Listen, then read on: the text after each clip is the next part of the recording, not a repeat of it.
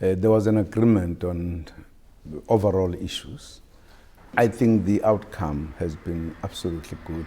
We today, for an example, all of us converged on the need that the WTO ministerial conference that is coming should, in fact, break the deadlock.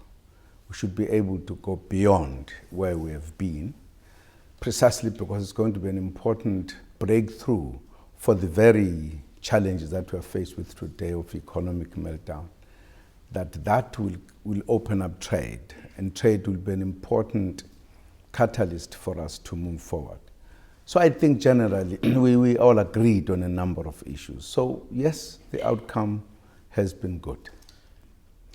Well, there were views put across, but I don't think there were any serious hostile views, and I think people were putting the views in terms of how the specific economies of countries people were looking at. But I think in general, we were flowing in the same direction, that we need to do something, all of us, probably even countries individually in their own countries, to look at what they can do to help the economy to perform better. I don't think you could have avoided that issue, because it is a topical issue right now. And as countries came here, we're talking about it.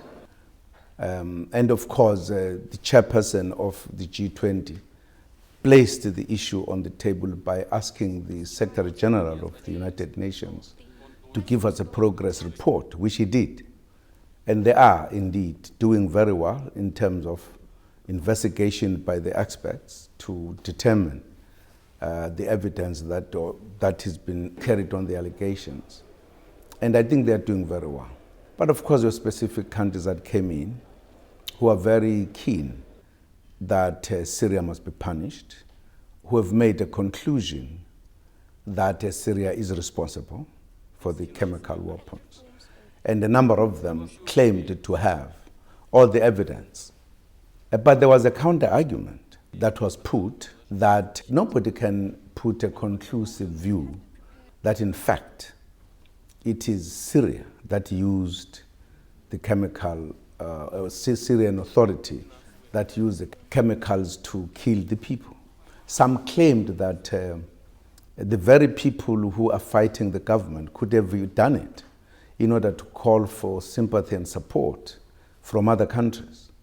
I think a scenario was painted that, for an example, what is obvious here, others have evidence that not a single one of those who are fighting government were dead.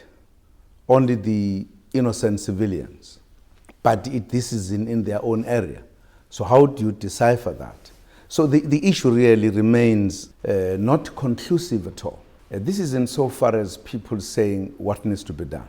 And there were quite very strong views that limited kind of military actions must be undertaken to punish Syrian authorities. But there was also a quite strong view that that is not the way to go. The way to go is to find a peaceful solution. I think very, very strong voices to a point that this process ought to be undertaken by the United Nations as a global organization. It is the United Nations, probably, if you want to sharpen it, the Security Council, that must take the decision.